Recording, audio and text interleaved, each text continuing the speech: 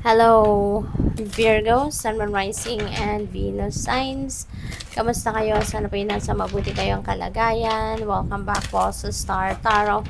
At kung bago kayo dito, welcome din po kayo. Please subscribe, like, share my videos, and leave me a comment po kung nakaresonate kayo. So, tignan natin kung ano yung mga energies and messages sa general life, sa love life, sa money, career, and finances now surrounding you this month. So we have the Four of Pentacles, we have Two of Swords, and we have the Knight of Swords. So there are a lot of changes that might come your way, you know. At feeling ko, yan ay magsisimula kapag nakapag-decision ka na. Kasi ngayon, parang nasa stagnant energy ka at hindi mo ngayon pa ma-figure out kung ano ang gagawin mo. Maaring hindi mo pa napapag-desisyonan ang mga, kung ano yung mga gusto mong simulang gawin sa ngayon, no? So, yun, nasa middle in the fork in the road kayo. You don't know yet kung kayo didiretso, kung kayo ay magtuturn sa left, sa right. So, hindi nyo pa sigurado. No, hindi nyo pa sigurado kung ano na yung direksyon na tatahakin ninyo sa ngayon. But once na napag-isip mo, isip-isip mo na to, napag-desisyonan mo na, definitely magmamadali ka na. No, wala na makakapigil sa'yo at ang mga gusto mong gagawin mo na, ang mga pagbabago na gusto mong i-roll out. No, talagang aanuhin mo na yan, gagawan mo ng paraan ng lahat. Okay? So, dito naman sa Four of Pentacles, this is about stability, no? Stability pagdating sa inyong pera, negosyo, source of income ninyo, trabaho, yung ganun.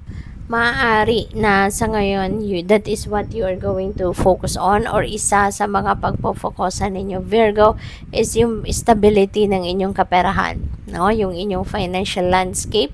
Maaari yan ang gusto mong i-repair, pero may mga choices ka dito na pinag-iisipan how you're going to do it or when you're going to do it, yung mga ganon, no? So this is also reminding you to take good care of your money, because baka mayroon tendency kayo na mag-overspend, baka may tendency kayo na gastos kayo ng magastos na hindi ninyo na kokontrol, no? So yun. So tignan natin kung ano pa ang mga mensahe ninyo pagdating naman sa inyong money, career, and finances.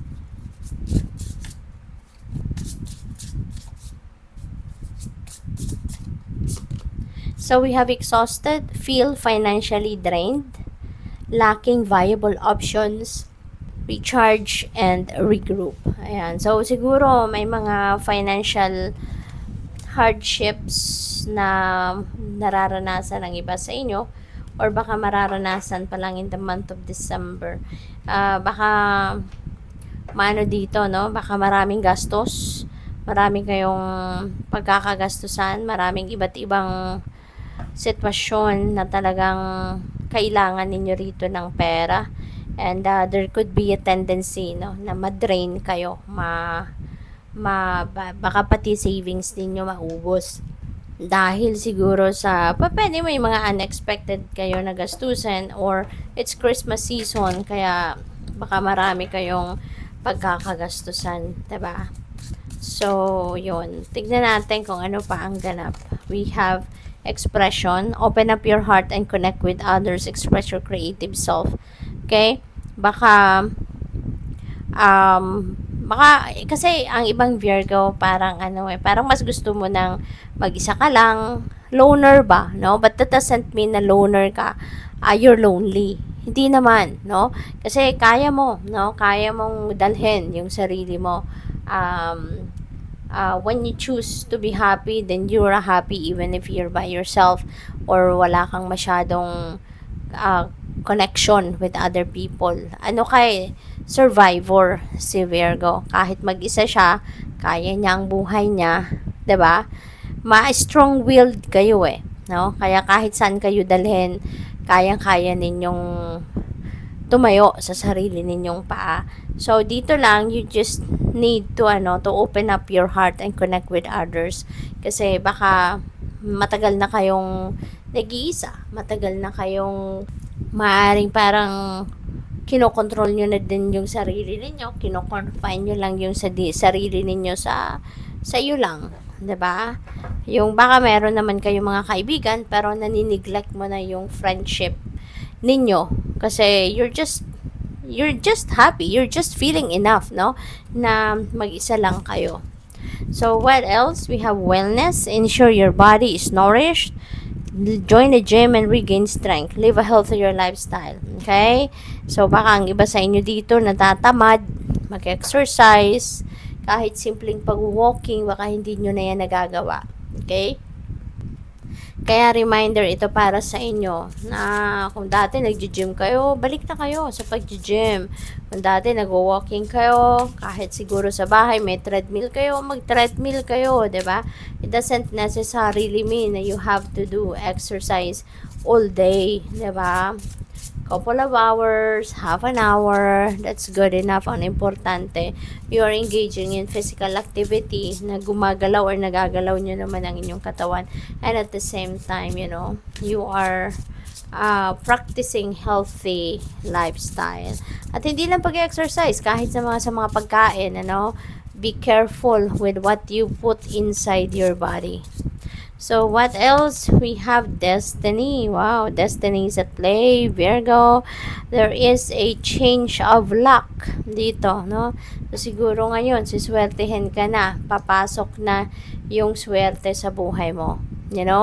Napakaganda kasi feeling ko this is good luck and the universe is giving you a chance, 'di ba? Nababalot kayo ng swerte at ay enjoy ninyo yung buhay and this is meant to be. This is meant to happen. You are meant to enjoy, the rest of 2025. So what else? We have young male. Pwedeng kayo ito, pwede naman na you are dealing with a young male. Ayan, someone na pwedeng young at heart, no? Hindi naman kailangan na talagang siya ay bata, na batang-bata ang sa edad, pero baka young at heart ang taong ito. Sporty, mahilig sa sasakyan, or ano ba? Baka napipick up po, nagkakarera, no? So, baka nagkakarera siya ng sasakyan, nagka-car race. Ayan. So, baka racer. Wow, sporty ang taong ito that you are going to meet. We have dating. Baka si young male ang makaka-date ninyo. Baka ito'y bago ninyo makikilala. You will be dealing with this person at baka yan ay makadate ninyo kung kayo ay single pa. Kaya, good luck. Thank you for watching. Love and light. Namaste.